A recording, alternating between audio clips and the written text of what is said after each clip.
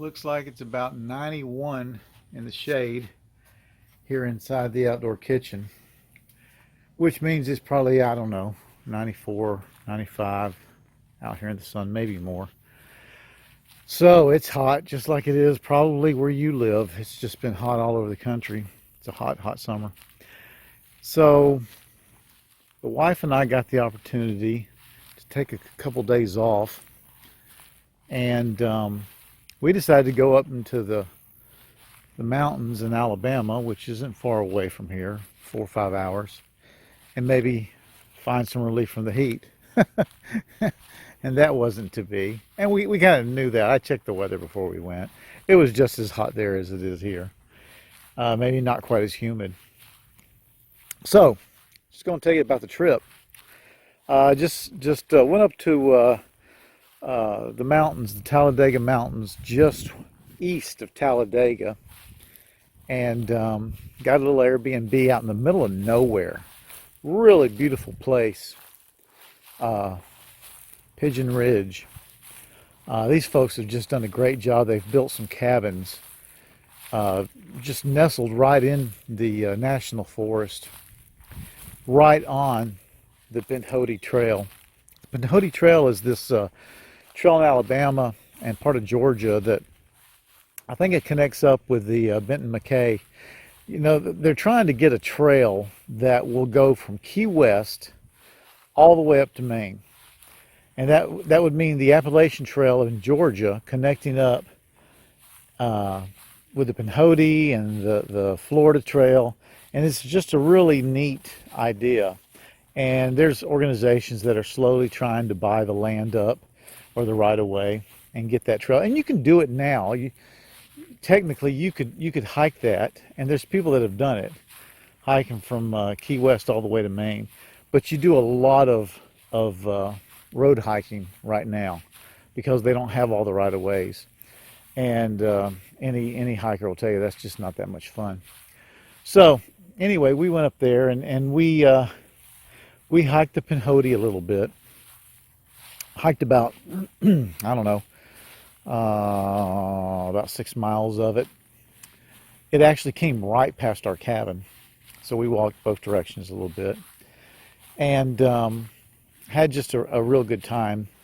The cabins were real nice, and they came with they came with a dog, a beautiful what do you call it?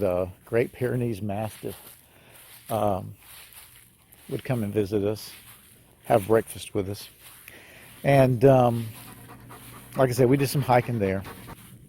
Had a good time, and then we went down north of Talladega to the Talladega Marksmanship Center, which I did not know was there till I started doing some research. And it's part of the civilian marksmanship program. And if you're not familiar with that, that's a program that Teddy Roosevelt actually started. It was his aspiration that every American know how to shoot. And he took the Second Amendment seriously and thought that a free populace should know how to defend themselves. So the CMP, the Civilian Marksmanship Program, was started by Teddy Roosevelt, and it's still around. And it used to be government funded. I think in the 90s they separated from the government, and it's a I guess a charitable organization now. But they've got this beautiful. They've got several locations, but they've got this beautiful 500-acre location just north of Talladega with all these ranges, pistol ranges, rifle ranges, shotgun, all the way up to 600 yard ranges. And we just went by and checked it out. Nice club, nice facility, little store. And I do plan on going back one day just to go shooting. But we enjoyed that. And then on the way home, we checked out some off the beaten path tourist type places. Went to see this grist mill that still operated, and a covered bridge, which they have several of them in Alabama. Did not know this. I asked the guy that ran the covered bridge, Why did they cover the bridges? I didn't know. My wife asked me and I couldn't tell her. He said they did it because horses, when they went over bridges, would get spooked because they see to their left and right water and they get scared. So by covering the bridges, the horses weren't afraid and they would go right on over. I have not taken the time to research that, but it sounds plausible. If you have any insight into that, let me know. We accidentally did a little bit of gold panning while we were there. I knew that the Talladega Mountains were one of the sites of the, what was it, 1820s or 1830 gold rush in Georgia and Alabama.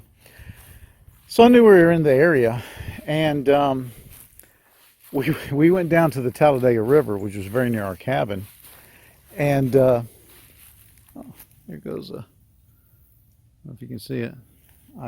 I disturbed a heron. So we went down, and darn if there weren't all these flakes, these gold flakes in the river. So we collected some, and then we got a couple of rocks that had some gold in them. And I don't know that all of it is gold, but it was fun doing, to say that we went gold panning. And I talked to some locals who said, yeah, they still get gold out of there. Funny thing about gold panning, I knew a guy when I lived in Texas.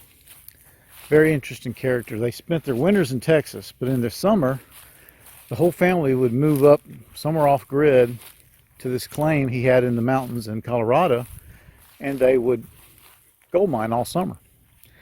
And or gold pan rather, because they were taking placer gold out of a river. And he had some sort of machine that was on pontoons, and anyway, he knew what he was doing. So I asked him one time, because I saw how he lived. I mean, we were acquaintances. He wasn't rich. I said, so how much money do you make? And he told me, he said, I make enough all summer to come back here and live frugally all winter. And he said, I figured it out one time that if I would just get a good job, I'd make more money, but I wouldn't be near as happy. And I thought that was pretty cool. That was the life he chose for him and his family, and they enjoyed it, and they seemed to flourish from it. And there's Birdie. This is the pack I took on our day hikes on the Pinhoti Trail, and this is just a great little pack. I can't speak to its manufacturer or model because there's none of that information on it. And it's an older pack, and I know that because it's still got a lot of the Alice, all these attachments, which are everywhere, are Alice attachments. None of them are PALs. And there's Velcro on the inside of it. So I just threw this cheap Amazon water bottle holder, and then this is a British pouch that can fold up for another water bottle. And that was the big thing. In that heat, we carried a lot of water, and we drank a lot of water. But I just carried some basics in here, mostly water, a little bit of snacks, a little first aid kit. I took my Garmin with me, which was fun because it had the Pinhoti Trail on the map in the Garmin, and I was able to track us pretty well. I had pretty good coverage there. But it's just a good lightweight little pack, good day hike pack. So that's the 411 on our little trip. It was good, and if you're around this area, kind of central Alabama, central to northern Alabama, I recommend that mountain range, Talladega on north up into Cheaha. Cheaha State Park is also a nice place. That's a little northeast of where we were. And if you're looking for a place to stay, that Pigeon Ridge was just a great Airbnb. I can't say enough about those folks. And anyway, thanks for watching.